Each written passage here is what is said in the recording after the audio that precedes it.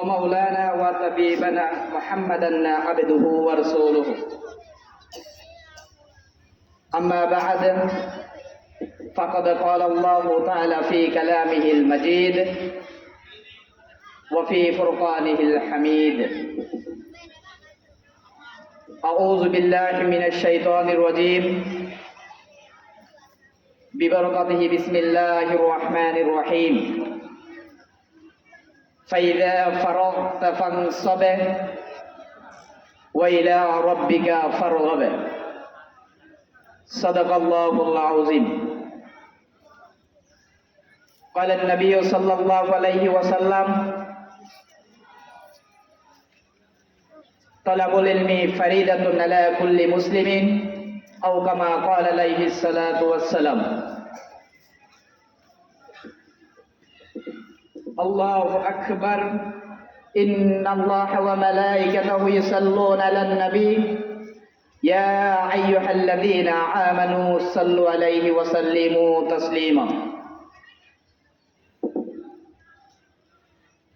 আমি সর্বপ্রথম সেই মহান রব্বুল আলামিনের কাছে শুকরগুজার করি যিনি এক এবং অদ্বিতীয়, যার কোনো শরীক নাই, যিনি আমাকে আপনাকে এই 3.5 হাত রুহুর বডির মধ্যে রুহু নামক শব্দটা আজও পর্যন্ত জারি রেখেছে। সেই মহান মনিবের কাছে আমরা সবাই তার দেওয়া জবান দিয়ে একবার শুকর জ্ঞাপন করি, সবাই বলি আলহামদুলিল্লাহ, এবং সাথে সাথে দুরূদ সালাম পেশ করি বিশ্ব মানবতার দূত, যিনি নূর নবী রাহমাতাল লিল আলামিন, যিনি রান্নাঘর থেকে শুরু করে সংসদ ভবন পর্যন্ত আপনার জন্য আমার জন্য আইকন আইডল, যিনি একজন পথপ্রদর্শক হিসেবে, যিনি একজন শিক্ষক হিসাবে, যিনি একজন মহারাষ্ট্রনায়ক হিসাবে সেই রাসূল করিম সাল্লাল্লাহু আলাইহি ওয়াসাল্লামের দরবারে আমরা সবাই একবার দুরূদ সালাম পেশ করি, সবাই বলি সাল্লাল্লাহু আলাইহি ওয়াসাল্লাম। সময় সাপেক্ষে অথবা সময়ের গণি মনে হচ্ছে একটু পরে আমার এলান হবে, আমির ভাই আপনার সময় শেষ, সেই সাপেক্ষে আমিও সময়ের প্রতি একটি আল্লাহ সুবহানাহু ওয়া তাআলা নবী করিম সাল্লাল্লাহু আলাইহি ওয়াসাল্লামের উপর যে 63 বছর জিন্দেগিতে ধীরে ধীরে কোরআন নাজিল করেছে, সেই কোরআন থেকে আমি একটি আয়াত পাঠ করলাম আপনাদের সামনে।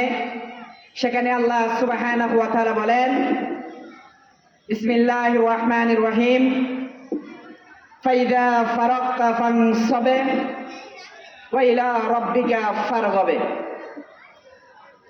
আল্লাহ তাআলা এই কোরআনের আয়াত দিয়ে আমাদেরকে কি নির্দেশ করে বন্ধু? আল্লাহ বলেন ফাইদা ফারাগতা ফানসব,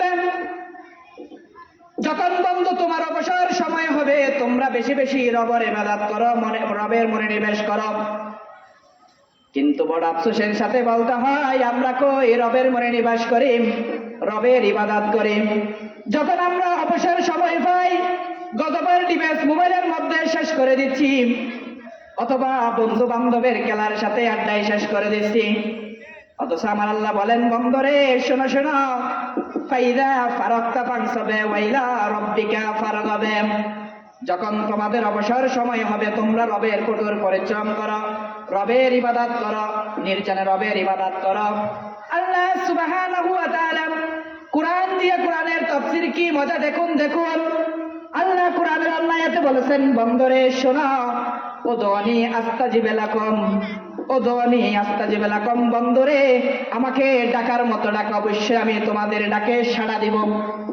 কিন্তু আজকে বড় আফসোসের সাথে বলতে হয়, এত বড় সুন্নাতের মজলিস, এটা বছরে একবার হয়, কিন্তু আমরা সেই গুরুত্বপূর্ণ সময়গুলো শেষ করে দিচ্ছি হেলায় দোলায়, হয়তোবা মেলায়, হয়তোবা একজন সুন্দরী রমণীর পিছনে।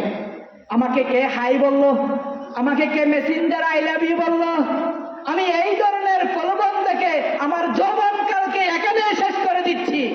হে যুবক ভাই এবং বোনেরা, আমি আপনাদের মতো একজন ছাত্র, হয়তোবা আর কিছুদিন 1 মাস পরে আমি এই মাদ্রাসা থেকে বিদায় নিব। আমাদের কামিল পরীক্ষা আগামী 5 তারিখ থেকে শুরু, কিন্তু আমার এই ছোট্ট মানুষ হিসাবে, আপনাদের ছোট্ট ভাই হিসাবে, অদম হিসাবে আপনাদের আমি আজকে এই আয়াত থেকে দুই একটা শিক্ষা বলবো। যদি যারা কানের আওয়াজ যেতটুকু যাচ্ছে অভিভাবকরা শুনলে এটা আমল করবেন, আর যারা ছাত্ররা এখানে এদিক ওদিক ঘুরেফেরা করতেছেন তারাও যদি মাইকের আওয়াজ শুনে থাকেন, আজকের এই নসিহত আপনার জীবনকে পরিবর্তন করে দিতে পারে বন্ধু। এই কোরআনের আয়াত থেকে আমাদের কি নির্দেশ করে? বিশ্ববিখ্যাত যাকে ফরজকার সালেহ কিতাবের মধ্যে আসে, মুয়াত্তা কিতাবের মধ্যে তার বিভিন্ন রেফারেন্স আসে। সালেহ ইবনে সাল রহমতুল্লাহ আলাইহি, তার কাছে একদিন মুসাইব বিন আব্দুর রব আসছিল। তাকে বলা হলো, তার কাছে যখন গেছিল দেখতেছে তিনি নামাজরত অবস্থায়, আবার গেছিল তিনি দেখতেছেন জিকির অবস্থায়, আবার যখন গেছিল তিনি অসুস্থ মানুষকে কি করতেন, সেবা করতেছেন, আবার গেছিলেন তিনি তাহাজ্জুদের অবস্থায়, আবার গেছিলেন তিনি দেখতেছেন একজন রাস্তার ধারে কষ্টদায়ক বস্তুকে সরিয়ে ফেলতেছে। তখন সাহাল বিন সাদ তাকে বলল, আচ্ছা আপনার সাথে কখন কথা বলা যায়? তখন এই কোরআনের আয়াত থেকে আমাদের এটাই শিক্ষা বোঝাতে চাচ্ছি, যখন তিনি আল্লাহ সুবহানাহু ওয়া তাআলার নির্দেশিত যখন 5 ওয়াক্ত নামাজ শেষ হতো, তিনি আল্লাহ সুবহানাহু ওয়া তাআলার বিভিন্ন কাজে নিয়োজিত থাকতো। কিন্তু বড় আফসোস, কে বলতে পারবে যুবক ভাই বুকে হাত রেখে, আমি 5 ওয়াক্ত নামাজ পড়ে যাবতীয় যে সময়গুলো ব্যয় করি সেগুলো আল্লাহর সন্তুষ্টির জন্য? কেউ নাই, কেউ নাই। 5 ওয়াক্ত নামাজের মধ্যে যে কোনো প্রকার মসজিদে, যে আমার আগে ছোট্ট ভাই কি সুন্দর করে নামাজের বয়ান করে গেলেন, যে নামাজের মধ্যে আমরা যখন যাই যে কোনো প্রকার আমরা ফরজটা পড়ি, এরপরে দুমদাম 2টা সিজদা দিয়ে 3-4 কামের আবার মোবাইলের মধ্যে পড়ে যাই। তাহলে আমরা কি আসি সেই আল্লাহ সুবহানাহু ওয়া তাআলার কোরআনের আয়াতের অন্তর্ভুক্ত? আমরা কি আসি সেই রাসূল করিম সাল্লাল্লাহু আলাইহি ওয়াসাল্লামের সুন্নাহ মোতাবেক? আপনি কি মনে করতেছেন, আরে আমির ভাই এগুলি কি বলেন, আজও টাটকা বয়স, এখন তো মেয়েদের পিছনে ঘুরার বয়স? আরে না রে না রে ভাই, আপনার থেকে টাটকা টাটকা যুবক এখন কবরের বাসিন্দা হয়ে গেছে। আমাদের পাশে কবরস্থান আছে, আমরা যখন পাশ দিয়ে হেঁটে আসি, বিশ্ববিখ্যাত তকি উসমানীর একটি লেখা, আনা বাইতুল দুধ, আনা বাইতুল দুধ। আমাদের প্রত্যেকের কবর আমাদেরকে ডেকে ডেকে বলে, বন্ধু আমি হলাম পোকামাকড়ের ঘর, কাউকে ছাড় দেওয়া হবে না। যুবক ভাইদেরকে বলতেছি, যে যুবক ভাই আজকে মেলা দিয়ে জীবনটাকে মনে করতেছো কাও দাও ফুর্তি করো, দুনিয়াটা মস্তে বড়, মরে গেলে জানাজার পরে জীবন শেষ। না না না না, এরা যেটা মনে করবে সবচেয়ে বড় বোকা আমি। একজন তাফসিরে যখন আমরা মানুষ দেখি তা আমরা ছাগল বলি, আর এটা তাফসিরে কি হর আদিনাতার ফার সলে কি কারহার, এরকম একটা আমরা কথা বলি আঞ্চলিক ভাষায়। একটা যদি আমাদের মাথার সেন্স যদি নষ্ট হয়ে যায় তা আমরা বলি আদিনাতার ফার সলে কারহার, তার মাথার কিছু নাই। কিন্তু আল্লাহ সুবহানাহু ওয়া তাআলা আপনাকে যে 3.5 হাত বড় দিয়েছেন, তার মধ্যে রূহ আজ পর্যন্ত অজান রেখেছেন।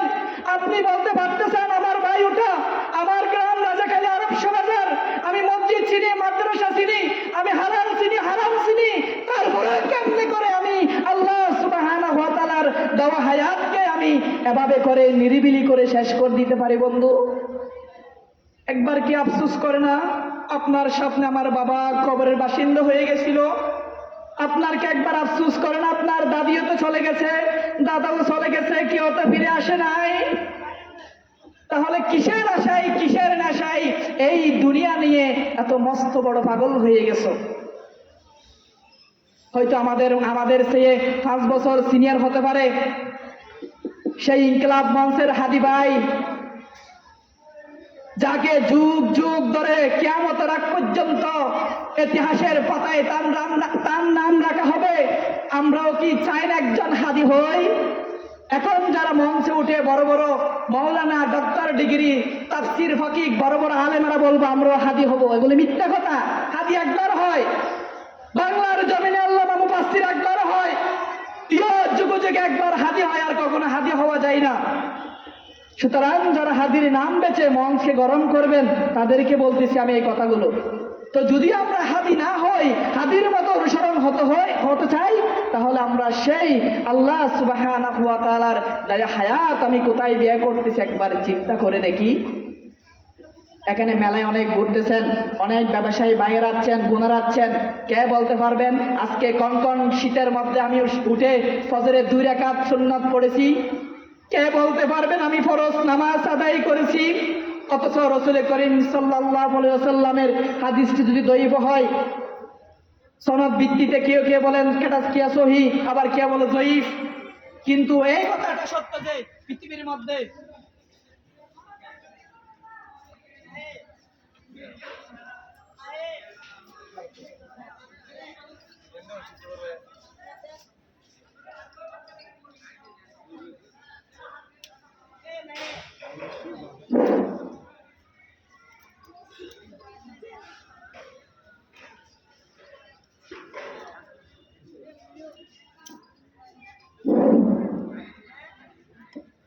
তো সুতরাং এটাই বলতে চাই বন্ধু এবং বান্ধব এবং সহপাঠী এবং আমার অনেক সিনিয়র ভাই এবং বোনেরা, আজকের এই মজলিস থেকে আমি কি শিক্ষা নিয়ে যাব?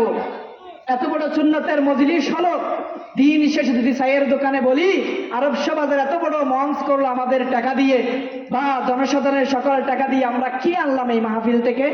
কারণ এখন বর্তমান চায়ের দোকানে একজন ডক্টর ইঞ্জিনিয়ার বসে, তারা একটা সংসদ বানাইছে।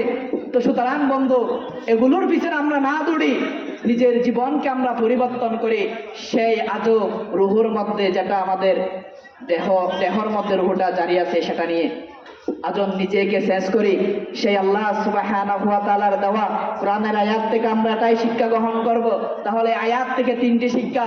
1 নাম্বার হলো নিজেকে আল্লাহ সুবহানাহু ওয়া তাআলার দরবারে বেশি বেশি অপরাধী মনে করুন, আল্লাহর কাছে কান্নাকাটি করুন, আল্লাহ আমি তো গুনাহ করনেওয়ালা, আল্লাহ আপনি তো মাফ করনেওয়ালা। এভাবে করে যদি আমরা আল্লাহ সুবহানাহু ওয়া তাআলার কন্দন করি, তাহলে আল্লাহ বলবেন আমার বান্দার জীবনের সমস্ত গুনাহগুলো মাফ করে দাও। 2 নাম্বার শিক্ষা কি? আমরা যারা স্টুডেন্ট আছি, বর্তমান অধ্যয়নরত তালেবে ইলম, তাদেরকে বলতেছি আমরা বেশি বেশি রবের ইবাদত করব এবং হেলাই দুলাই সময়কে নষ্ট করে দিব না। গজবের ফেসবুকে আমরা সময় নষ্ট করব না, গজবের ইউটিউবে আমরা সময় নষ্ট করব না, কোন বান্ধবী হাই হ্যালো বললো সেদিকে আমরা তাকাবো না, তাকাবো শুধু একমাত্র রবের জন্য। কাউকে যদি ভালোবাসো আল্লাহর জন্য, কাউকে ছেড়ে দিবে শুধু আল্লাহর জন্য। 3 নাম্বার শিক্ষা কি? 3 নাম্বার শিক্ষা হলো আপনি যদি একজন 5 ক্লাস 5 বই হতে চান, তাহলে আমাদেরকে সেই সময় হেলাই দুলাই শেষ না করে নিজের হায়াতকে কখন জানি আমাদের মৃত্যুর ডাক চলে আসে, সেজন্য আল্লাহর দরবারে সবসময় মৃত্যুকে স্মরণ করব এবং আল্লাহর দেওয়ার এই সুন্দর হায়াত কোথায় আমরা নিরিবিলি শেষ করে দিব না, যেন আমার এই হায়াত যেন মৃত্যুর পরে বলতে পারি আল্লাহ আমাকে এটার বিনিময়ে জান্নাত দাও। সকলের সুস্বাস্থ্য কামনা করি। আর যারা মাইকের আওয়াজ যেটুকু শুনতেছেন, আজান হবে এখন, সবে আসুন, আজই সময় আছে, মসজিদে এসে পড়ুন, নামাজ পড়ুন এবং আল্লাহ সুবহানাহু ওয়া তাআলার বিধান মোতাবেক আমাদের সকালকে চলার তৌফিক দান করুক। সময় সাপেক্ষে বেশি বলতে পারি নাই, এই তদরূপ দেখুন একটু পর উঠলাম, এখন সময় শেষ হয়ে গেছে। তদরূপ একটি আপনারও দরজায় নড় আসবে, ইন্না লিল্লাহি ওয়া ইন্না ইলাইহি রাজিউন। আপনি মনে করতেছেন আমি আজও 24 বছর পরিবর্তন হবে রে ভাই? হ্যাঁ রে ভাই, 24 বছর না, তোমার সাথে অনেক অনেক ভাইয়েরা কবরের বাসিন্দা হয়ে গেছে। তো সুতরাং দেখুন এখন উঠলাম, এখন সময়টা শেষ হয়ে গেছে, আসরের পর সময়টা একদম খেলাধুলা শেষ করে দিব আমরা। তো সুতরাং আসুন নিজেকে পরিবর্তন করি এবং বেশি বেশি আল্লাহ সুবহানাহু ওয়া তাআলার দ্বীন কায়েমের জন্য নিজেকে প্রচেষ্টা করি এবং মৃত্যুর পরে যেন আল্লাহকে বলতে পারি আল্লাহ আমাকে এটার বিনিময়ে জান্নাত দিন। আমিন সুম্মা আমিন।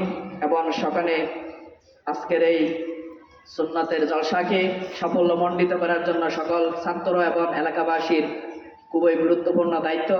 শুধু টাকা দিয়ে নয়, পরিশ্রম দিয়ে আসবেন, বসবেন, এটাই হচ্ছে আমাদের আজকের এই সুন্নাতের মজলিস মণ্ডিত করার আপনাদের ইমানি দায়িত্ব।